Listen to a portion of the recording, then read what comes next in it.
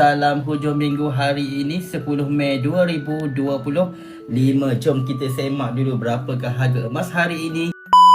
Di akaun simpanan emas fizikal Gap Public Gold, kita boleh menabung gram emas secara berdikit-dikit ikut bajet kita. Jadi untuk anda tuan-puan yang tercari-cari macam mana kita nak buat simpanan emas dengan cara yang betul, dengan cara yang mudah, dengan cara yang selamat, dengan cara yang sangat menyeronokkan, tuan-puan boleh klik link 3 di bio saya untuk daftar percuma akaun simpanan emas fizikal Gap Public Gold.